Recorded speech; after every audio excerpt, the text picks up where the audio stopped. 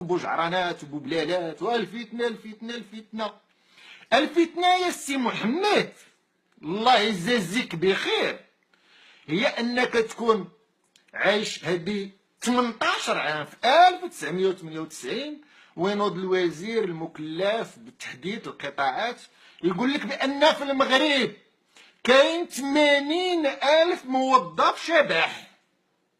هذه هي الفتنه اللي مخك مسودي.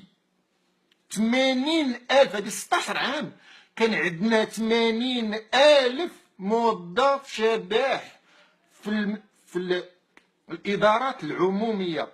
والموظفين الأشباح في الإدارات العمومية طبعا ماشي في السلالم الدنيا، طبعا السلالم الكبار، إشال 11 و أوريشال، هما الناس اللي أشباح في المغرب وتتخلصوا من الميزانية اللي تتمول من جيبي وجيبك انت اللي تتسبني تتقول لي ادعو الى الفتنه.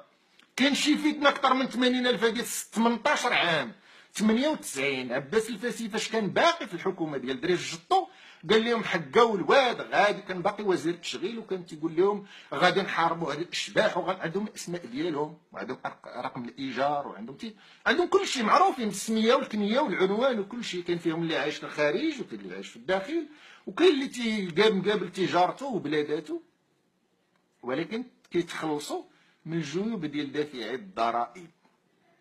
هذه كنهضر انا 18 عام، وعاد من هذه 18 عام هما تيولدوا كل عام تيزيدوا موظفين اشباح جداد. يا منين تيجيو اللي مخهم سودي؟ منين تيجيو هاد الموظفين ديال الاشباح؟ هاد الموظفين ديال الاشباح هما الناس اللي تيكونوا منضويين تحت احزاب وتيكونوا انتهازيين. هما اصلا الاحزاب عندنا في المغرب عين انتهازي وخوه، ما كاينش اللي منضوي تحت شي حزب على اساس انه غادي يناضل من اجل التغيير ومن اجل المغرب يولي زوين ومن اجل المحاربه ديال الفساد ومن الشعارات وهي تيقولها في الانتخابات وهذه. ولكن الاساسي هو الامتيازات. تيكون عنده امتياز تيولي برلماني، عنده تقاعد مريح، خلصه مريحه، عنده سكن، عنده تعويضات على الكيسان والمعاشق والمعالق والكراسه والناموسيه والسدادر والطلامط وكل شيء عنده تعويضات عليه، وتعويضات النقل والطوموبيل وليسانس. وعاد عنده تريكتو، عائلته ناسو حبابو وصحابو وجيرانو وكل شيء، التريكه ديالو كاع الا كاين شي انتهازي في المحيط ديالو تيحاول يعاونو، لما لقى باش يعاونو تيحطو موظف شبح. لحقاش الاحزاب حاولت تحتويها المخزن منذ عهد بعيد وتحتوي الاحزاب باش تحتويها باب الرشاوي. كل حزب تلقى عنده الالاف المؤلفه ديال الموظفين الاشباح، ولذلك حتى حزب ما تيهضر على هذا الشيء في البرلمان. نتحداو حنا كشعب فيسبوكي، نتحداو شي حد تنوض قرباله، ناضت قرباله واحد الوقت في 2005 في البرلمان على الموظفين الاشباح، ولكن زوبعه في فنجان تيديروها بابا لا بارا بارا شويه تدرقد القضيه. ما كاين والو، ما كاين والو، حيت ما كاينش اراده حقيقيه باش نرجعوا فلوس ديال الشعب. راه 80,000 هذه 100 عام، راه 18 عام وكاين 100,000 موظف شباحه عباد الله. مازال تدابزوا ليا الى 1000 البشر ولا 2000 ولا 3000 ولا 4000 كيفاش غنخدموهم؟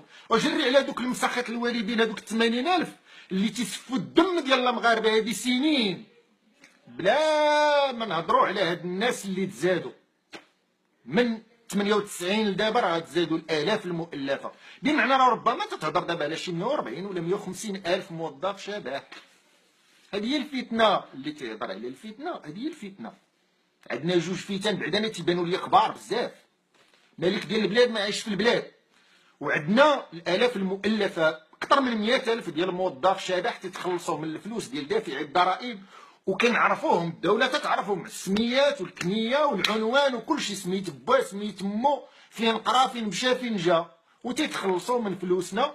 والاكثر من هذا ان كاين اللي خرج فيهم تقاعد ودابا تيتخلص على التقاعد ديالو ما عمرو ما حط جنابو فوق شي كرسي في شي خدمه. هذه هي الفتنه، هذه هي الفتنه الحقيقيه. شي حاجه اخرى راه يكذب عليك الكذاب. الفتنه